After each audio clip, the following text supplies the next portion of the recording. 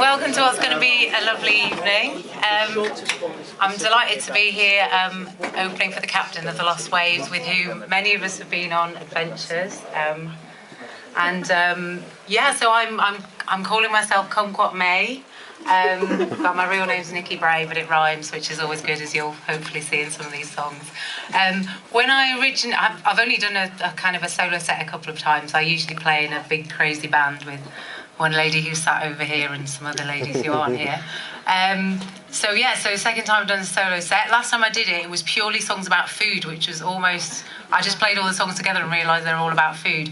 But tonight I've swapped a couple of other ones in that aren't about food to see if you can spot which ones are about food. That's a fun game for everyone to play. So yeah, this is my most political song probably. So I don't know if a few months ago there were certain vegetables that we couldn't buy, which was very worrying. If you wanted to make ratatouille, you were basically screwed. So this song's about that. It's called No Aubergines.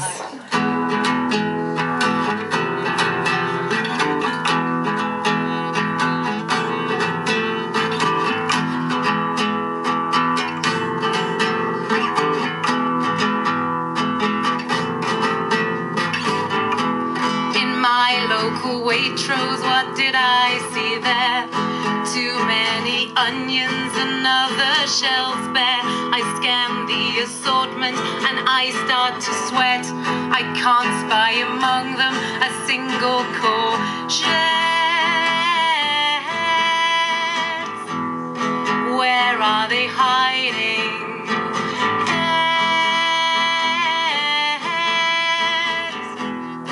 This brings bad tidings.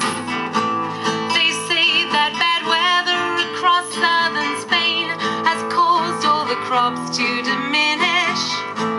But I'll be distraught if I must entertain the thought of ex-Florentine without spinach.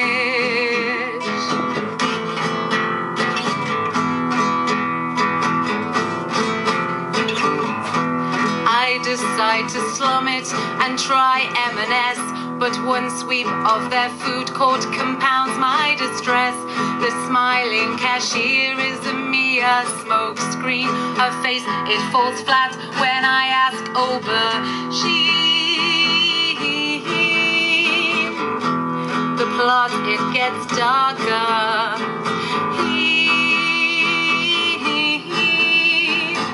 What about my moussaka? They say it could last until springtime at best, this shortage that has so upset me. But I will be sick if I have to ingest actual pasta instead of courgette. Who could have predicted this vegetable hex, like a Spanish imposition that no one expects? They say that the artichoke's probably next. Olé! Adios to my 5 a day.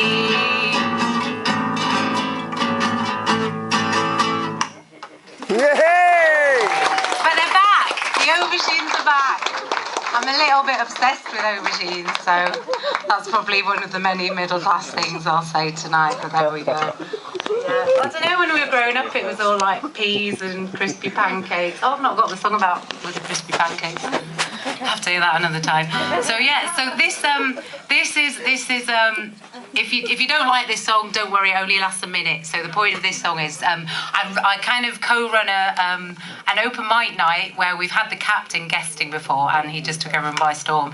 And we kind of get the audience to vote on themes and musical styles for us all to write songs on for the next month. So if you're a songwriter or if you want to start writing songs, and we're all very friendly and lovely and supportive, so there's some flyers on the tables. It's Tower of Song. And what are we writing about for next month? Black sheep. Black sheep in the family. So hopefully you've all got one of those to inspire you. So yeah. So the theme for this one was songs that just lasted a minute. I can't remember what there was other stuff. Anyway, so this song was on bass with a bit of glockenspiel, obvious combination, but I've just put it on guitar. So yeah. So if anybody wants to time this song, it should only last a minute. Do you want to time it? Last time it was 1 minute 20, wasn't it, Stacey? see, let's see. I've sped it up a bit now, so. But yeah, so okay, I only put this onto guitar yesterday, so we'll see what happens. But like I said, only last minute, don't worry if you don't like it. So. Oh, how's it going? So, when someone asks me if I've got a minute, I always suspect their perception of the time required is likely incorrect. As Nicolas Cage precisely reckons, it's gone in 60 seconds, and it's tricky to achieve much in that time frame, I believe. Did you start? The stopwatch is my time yet. Oh, it's going to be more than a minute now. A minute on the lips, they say, is a lifetime on the hips, but it's barely long enough for seasoning your fish and chips. When minutesing a meeting, you will find each minute fleeting as you try in desperation to jot down each word they're bleating. It says breath here, I've written that so I remember to do it. Take that, we're optimistic or perhaps just narcissistic in their time estimation for procuring adoration. It only takes a minute is a mere romantic notion. You'd need some sort of potion to secure such swift devotion. And that is why I didn't try to even write a chorus. My minute's almost up, and you will find my timing's flawless. 8 seconds over we get. So without the talking in between, that was definitely a minute. So yeah, the next song is 3,000 minutes long. No, it's not really that good. Oh dear, I'm shaking. It's really, when you're in a band, you can divide the amount of fear by the amount of people. If you're good at maths, I don't usually be able to do that. So this song is, again, it was written for this songwriting night, and the theme, we went a bit mad about themes for this month. We had Apocalypso, which is Calypso songs about the apocalypse. I wasn't one of you guys that suggested that. So Anzia also sat at our table, always does amazing songs on the theme. He's got a very crazy mind.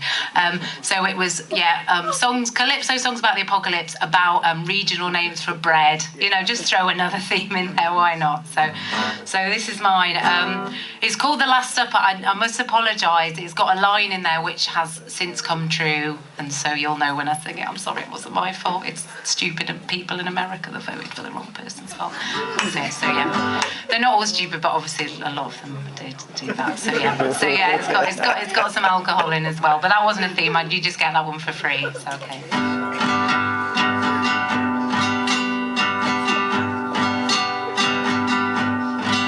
Up in Newcastle, they're preparing for Armageddon. Around the bakery to make sure they've got enough bread in. And come the day, when the nuclear fallout rains down,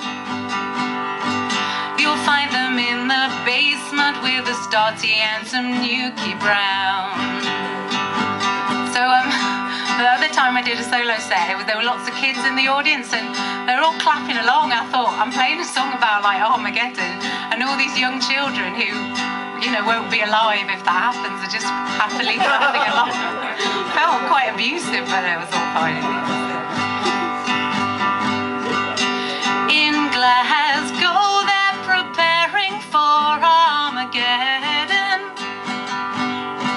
They're queuing round the bakery to make sure they've got enough bread in. And come the day, Donald Trump moves into the White House, you'll find them in the basement with a bannock and some famous grouse. I say scuffler and you say nudger. It won't make no difference when we're 6 feet under. So while we're still breathing, well, let's stop disputing. We all love our loaves, so let's get down with the gluten. Unless you're gluten intolerant, sorry, that's quite offensive probably. Up in Lancashire, they're preparing for Armageddon. They're queuing round the bakery to make sure they've got enough bread in. And come the day, when the alien forces attack, you'll find them in the basement with a bomb cake and some snacks. white and black. In Wakefield they're preparing for Armageddon. They're queuing round the bakery to make sure they've got enough bread in. And come the day, oh, we plunge into an eternal night. You'll find them in the basement with a tea cake and some diamond whites. We all remember diamond white if you're about 40 like I am. So yeah. You say crumpet and I say pikelet. None of it matters when the meteorite strikes. Yet while there's still time for baking, why waste it debating, though things might look grim? We've got the power of self-raising when there's nothing but bones and dust, and we are down to a final crust. We'll keep the faith, 'cause in Cobb we trust. And if we're all toast, if we're all toast, if we're all toast, at least we'll be yeast-loving ghosts. Yay! So I've just remembered as well, from safety, I remember this. So last time I played that, oh, you were there as well, Andy, Rich, yeah. I don't usually use people's names so much and speak to them, but I'm just introducing them to my lovely friends. So yeah, I played that, came off stage, and our mate Leon came up to me and said, "What did you rhyme toast with at the end of that song?" I was like, "Ghost." He was like, "I've been making a list of people that rhyme ghost and toast in songs." Yeah. And how many have you got? He said, "You're the third." So I know, like, who one is, but who's the other one? Does he really? Oh, well, that's something he will. I'll be listening. Don't make promises you can't keep on other people's behalf. Oh, I'm looking forward to that. So, yeah. So apologies that I don't know any of my own lyrics or anything, but I think I might know this one a bit off by heart, but I've got them there anyway. So the theme set for this one were... This was a tarot song a long time ago, were PE and Irish music. So I couldn't decide whether saying "to be sure" in an Irish song was racist or not. So it is in there. You're making a face, Stacey. We're not sure. We'll find out. Yeah, it's not. It was. I think I put it in there just thinking, if this doesn't really sound Irish, I'll put that in there and people know I made an effort. So yeah. It's unaccompanied. Although when we did it, my lovely man here was playing the. Well, it was a box, but it was the box that our cat food came in. But it was meant to just be like an instrument. Bodger. So, is it a bodrum? No, that's what you make coffee from. It's cadrum. No, it's not a bodrum. You doofhead. He's a drummer as well. You don't even know. No, it's a cajon, isn't it? Yeah, a bodrum. I really want to see a man play a bodrum at a gig now. That'd be amazing. So I think my fingers are too excited to play this, but it's mainly unaccompanied. So yeah. So it's called Lost Property Kit. Again. This is something I remembered from school, and I was telling some people about it the other day. I was like, you know, when you didn't have your kit for lost property, and you had to either wear other people's clothes that they'd lost, or you had to do it in your knickers. And that was a thing. That's not just a weird memory but you wouldn't. Just me. Okay. Everyone else. So yeah. So it isn't about doing it in your knickers. It's about lost property kit. So, okay.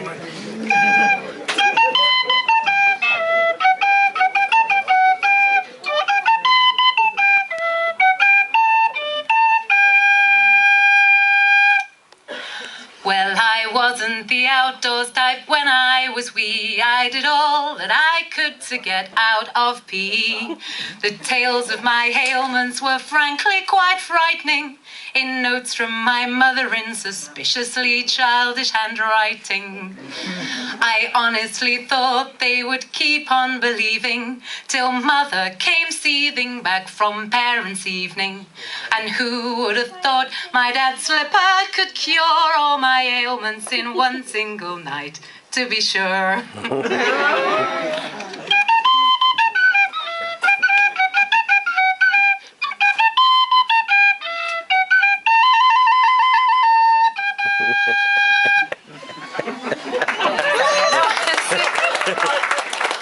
you think that's clapping that because that was not deserved at all.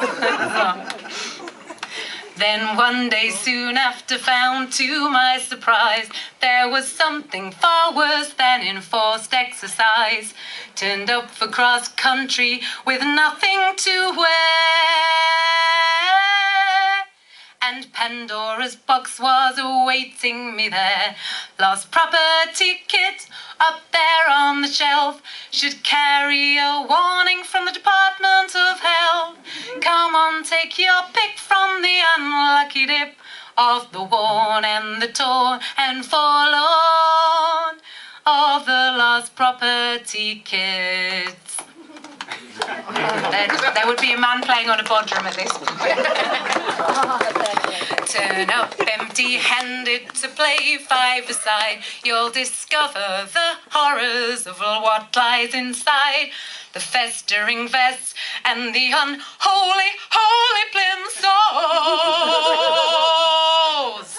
It's sure that today you won't score any goals. Lost property kit up there on the shelf, should carry a warning from the Department of Health. Come on, take your pick from the unlucky dip of the worn and the torn and forlorn of the lost property kits. The t-shirt so baggy you get lost in the folds. The shorts oh so saggy your arse crack behold. Each garment of clothing infused with the essence of 100,000 unwashed adolescents. Well, yeah, we had to wear that. That's minging, man. They didn't even have that like 48 hours deodorant. How could that change my life? That's really good. Well, I learned my lesson from that blasted kit, and from that day forward turned up well equipped. But one day I'll show him, yes, I'll make a stance. I'll rock up for rugby and naught but me pants. Lost property kit up there on the shelf, should carry a warning from the Department of Health.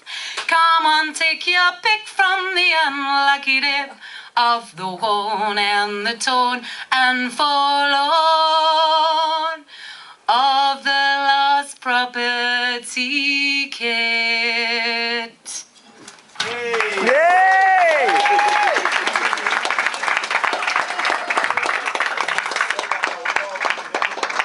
Okay.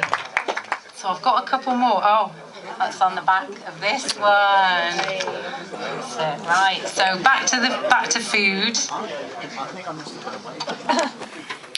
So yeah, this wasn't written for Tarot Song. I just decided to write a song when I didn't have to, which is a bit weird. But so this is about a phobia I have. I've got a few food phobias, nothing like horrible or anything. But one of them is, maybe it's related, like when I watch films or TV shows that are like a few years old and they're eating. No, it's not that silly. I just think, oh, what if like that food was still around now? It'd be like really mouldy and stuff. Does anyone else have that? No. Not even looked at this side of the room. Sorry, it's because I'm looking at my lips. But yeah, so that's one of them. The other one is basically I'll tell you about it via the medium of song. So this is called Leftover Phobia. Oh, it's a bit of a spoiler actually. Yeah, so, okay, I'm not going to tell you what it's called.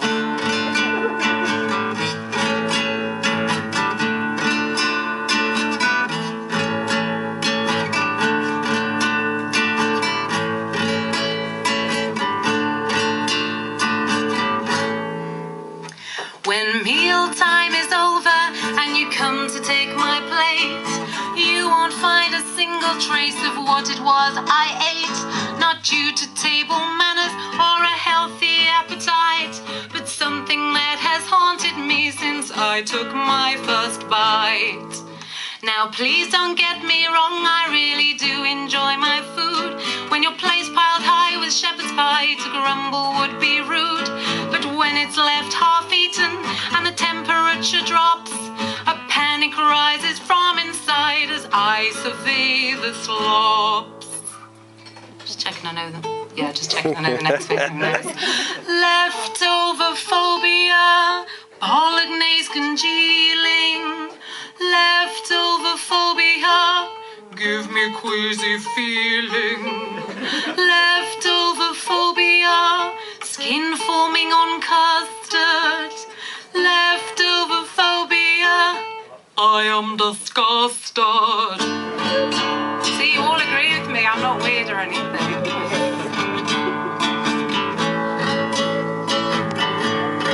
Gets worse, sorry.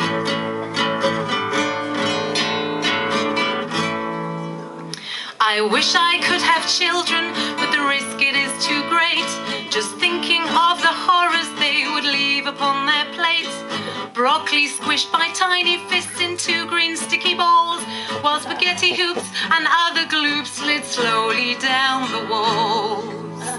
'Cause I've got leftover phobia, semolina cooling. Leftover phobia, well and truly grueling. Leftover phobia, cold and wrinkly gravy. Leftover phobia, please come and save me.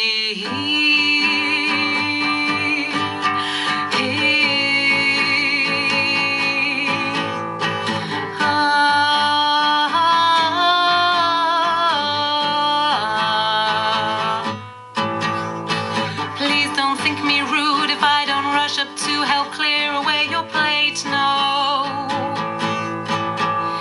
It's merely down to fear that I might brush up against your cold mashed potato.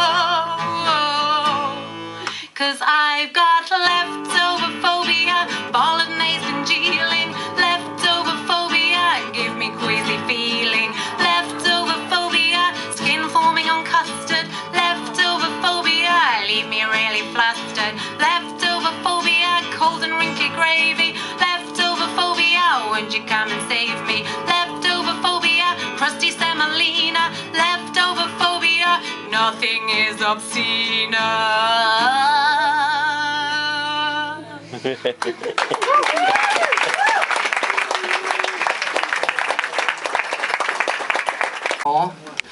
Oh no.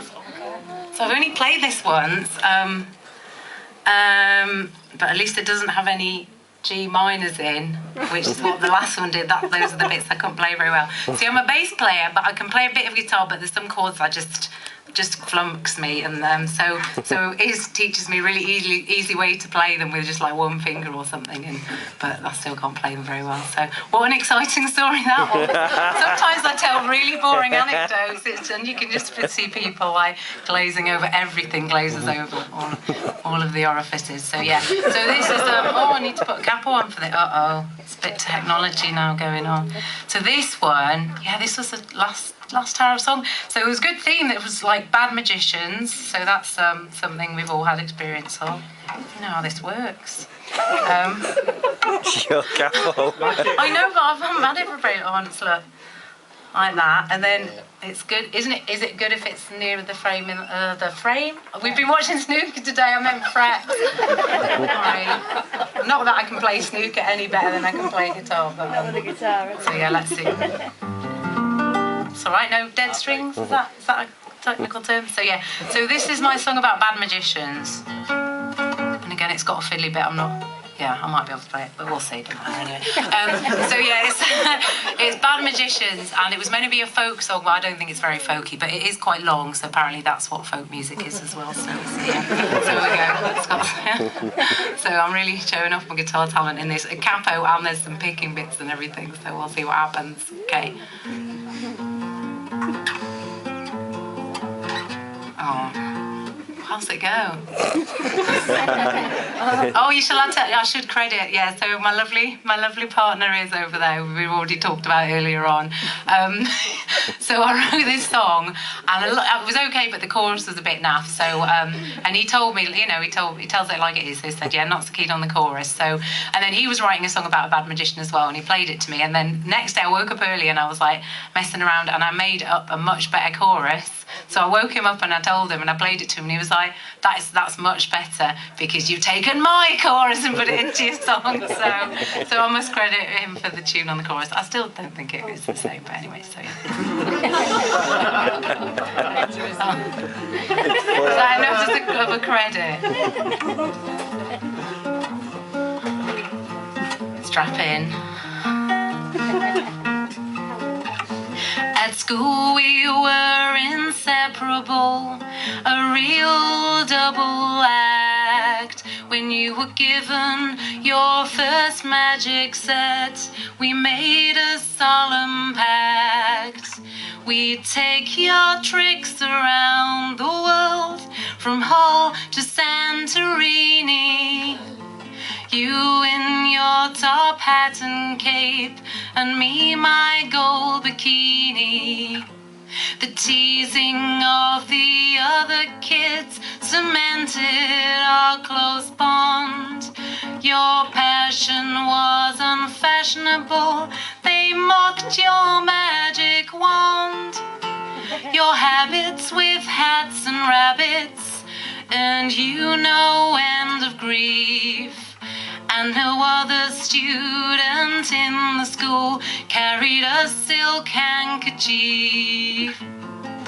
You never hung around with friends, watched TV or played Nintendo, oblivious to all the latest trends. Your bedroom walls were all Paul Daniels and the Great Soprano.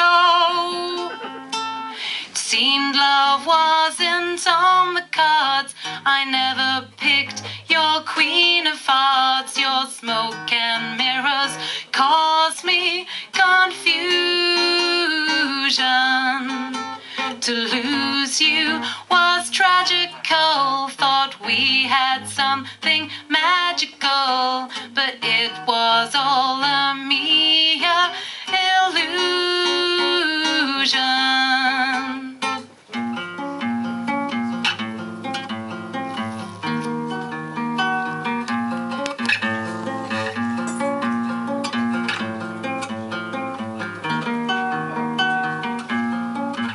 We started at the bottom, played the roughest pubs and clubs, where my hosiery was ogled and your card tricks crudely snubbed. But as your skills developed and our act became more daring, your fire-breathing and sword-swallowing gave hecklers a good scaring. We were on our way up when you learned to levitate.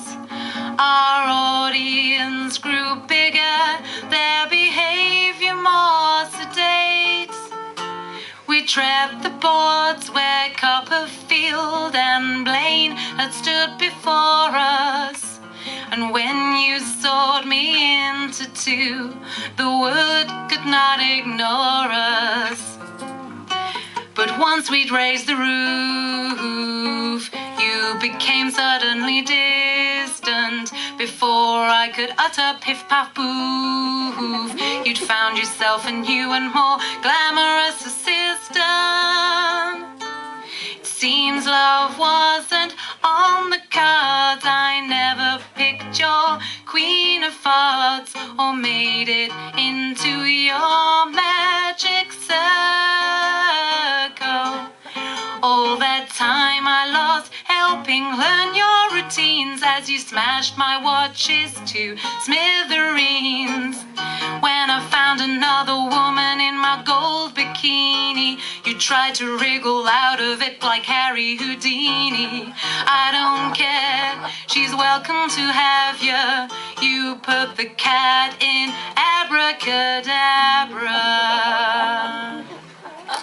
Yeah!